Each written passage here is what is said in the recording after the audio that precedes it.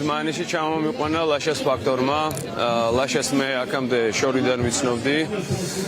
ვიცი მისი განვლილი გზა რა გააკეთა მან დმანისისთვის, კონკრეტულად დმანისის თეატრის აღორძინებისთვის. ვიცი რამხელა ბრძოლა გაიარა, თუნდაც მუნიციპალური ტრანსპორტის დანიშნვისთვის და ის ბოლომდე ყოველთვის იბრძოდა და არ ვიცი, ჩვენთვის შეიძლება ეს ყველაფერი ესე მკაფიოდ არ ჩანდა თბილისში და სხვადასხვა ქალაქებში. ამ შემთხვევაში, როდესაც რეჟიმმა თავიდან ბოლომდე გამოაჩინა საკუთარი სახე და უკვე ტყუილებიდან გადავიდა სისასტიკეზე და დასჯაზე, მან იმისათვის რომ გაეერთიანებინა აქაური საზოგადოება, ვიდრე საზოგადოება უკიდურეს ფორმას მიმართა. მე პირადად არ ვეთანხმები ასეთ ფორმას, იმიტომ რომ ავტორიტარულ სახელმწიფოში ეს ძალიან ცუდად თავდება ხოლმე. ჩემი ჩამოსვლის მიზეზი არა მარტო დღეს, მე რამდენიმე დღის წინაც ვიყავი აქ ლაშასთან, პირადი საუბრები მქონდა, ვთხოვდი რომ რაღაცნაირად შეეწყვიტა, იმიტომ რომ ეს პროცესი შეიძლება გადამდები ყოფილიყო უამრავი ადამიანისთვის, სტუდენტისთვის. ჩვენ მოვისმინეთ ამ პერიოდში ზოგიერთი პოლიტიკოსის ძალიან უპასუხისმგებლო განცხადება იმასთან დაკავშირებით, რომ აი თუ რამდენიმე ადამიანი გამოინახება, რამდენიმე ასეული ადამიანი ისინი დაიწყებდნენ შიმშილობას. მე მგონია რომ ეს არ არის ის გზა, რომლითაც ამ სისტემას უნდა ვებრძოლოთ. ჩვენ თითოეული ადამიანი, გულანთებული ადამიანი და პატრიოტი ადამიანი გვჭირდება ფიზიკურად ამ ბრძოლაში. თავიანთ შვილებს ჭირდებათ ეს ადამიანები და ჩემთვის დღეს აქ ჩამოსვლის მიზეზი არის ის, რომ ვთხოვოთ ლაშას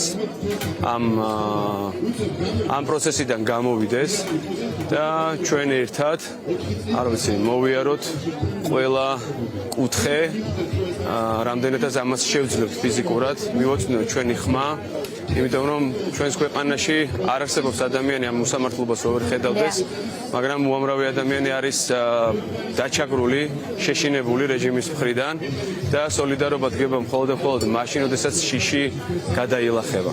ჩვენ შეგვიძლია ერთმანეთი გავაძლიეროთ ამით და არ ვიცი, რაც შეეხება ქალბატონ მზიას, არ ვიცი, მინდა რომ მოვიკითხო, თქვენს ეთერში ახლა მესმოდა საავადმყოფოში მას კლინიკაში დაახვედრეს საკვები. რა თქმა უნდა, ეს ფსიქოლოგიური ტერორია. ასე არ შეიძლება ადამიანს ექცეოდე.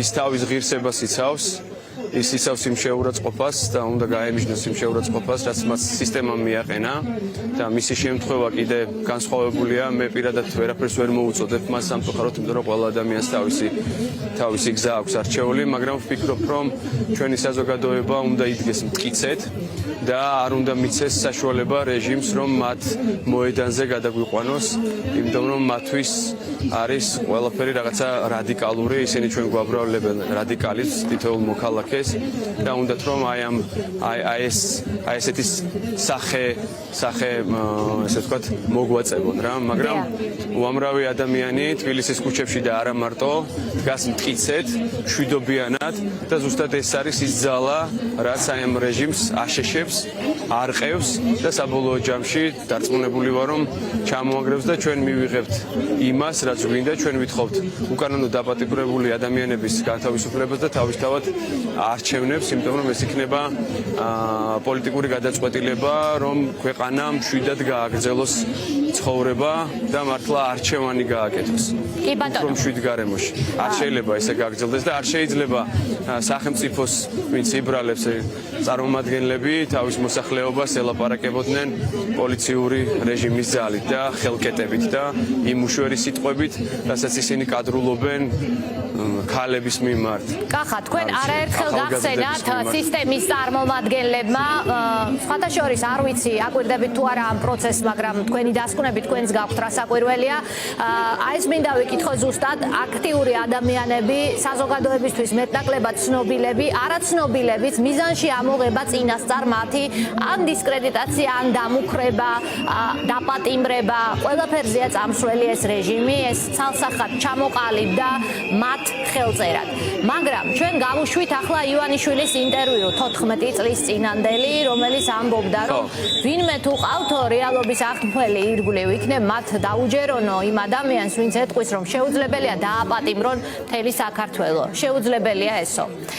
დღეს რომ მან ეს ინტერვიუ თავად მოისმინოს ალბათ საკუთარ თავთან, დარჩენილმა იქნებ რამე დასკვნები გამოიტანოს. რა გამოსავალი რჩება ამ ვითარებიდან თქვენი აზრით? ერთხარეს გახართ თქვენ კრიტიკული ადამიანები, მე ვიტყოდი ბევრნი ძალიან არ დამთვალოთ მოდით თავები და მეორე მხარეს ერთმუჭა დარჩენილი რაღაცნაირი სისტემა, რომელიც ებღაუჭება ძალაუფლებას ყველა მეთოდით. სად ხედავთ გამოსავალს? გამოსავალი არის სიმტკიცეში, ჩემთვის პირადად. რა თქმა უნდა, ამ პროცესში უამრავი ადამიანია ჩართული და შეიძლება რაღაცა სხვადასხვა ფიქრები, აზრები გაჩნდეს, მაგრამ ჩემთვის როგორც ერთი მოქალაქისთვის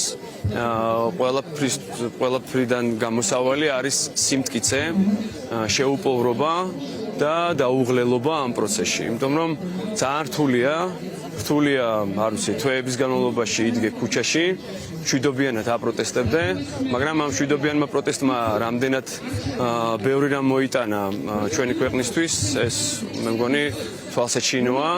2 თვის წინ ალბათ ვერც წარმოვიდგენით, რომ ესეთი პოლიტიკური პროცესები განვითარდებოდა.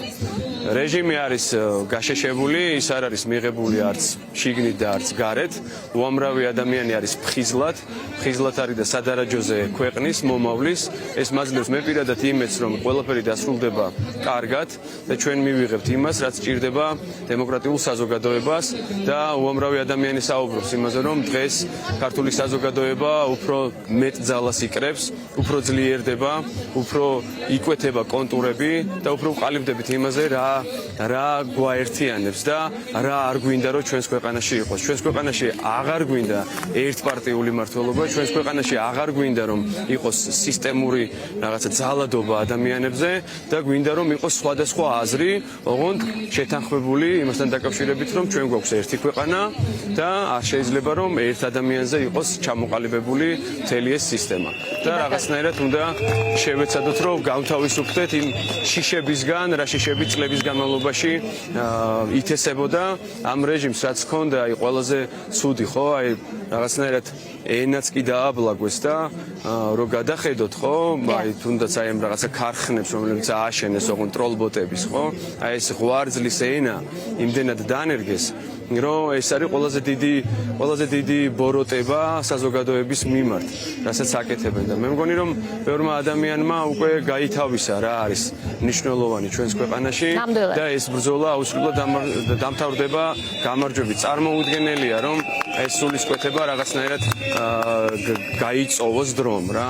არ არსებობს, რომ ეს ბრაზი, ლეგიტიმური ბრაზი, რომელიც აქვს ჩვენს მოქალაქეებს, ეს რაღაცნაირად უბრალოდ გაქრეს რა. ამას უნდა კონდეს კარგი შედეგი, ოღონდ რა თქმა უნდა ეს ბრაზი უნდა იყოს გამოხატული სიმამაცით და სიმტკიცით. და ყველაფერი დარწმუნებული ვარ, რომ უკეთესობისკენ და კარგად შეიცვლება. დიდი მადლობა თქვენ პირადად სამოქალაქო აქტიურობისთვის, მაღალი პასუხისმგებლობისთვის. თქვენ ახსენით ეს ერთხელ და ამას მე თქვენზე უკეთ ვერ მოუყვები, რა გაძლევთ ამის ძალას და ყველა ჩვენგან ამ ქვეყანაში ყავს ადამიანი მომავალი თაობის სახით, ვინც იმსახურებს იმას, რომ მრავალი თაობის ბრძოლა დასრულდეს, იმით რომ მათი ცხოვრონ ქვეყანაში, რომ ჩვენი შვილები იმსახურებენ კარგ ცხოვრებას. დიდი მადლობა. ჩვენი შვილები ნამდვილად იმსახურებენ კარგ ცხოვრებას და ჩვენს ყველა ერთად ვიმსახურებთ კარგ ცხოვრებას და ჩვენი პასუხისმგებლობაა, რომ ადამიანები, რომლებიც შეიძლება დღეს არ გვეთანხმებიან, ჩვენ ვაცვენოთ ძალა, სიმტკიცე, ეს ადამიანები რაღაცნაირად გადავიკიდოთ მხარზე და სამშვიდობოს გავიყვანოთ. ასე რომ ყველაზე მნიშვნელოვანი არის სოლიდარობა ერთმანეთის მიმართ და აუცილებლად გავიმარჯვებთ.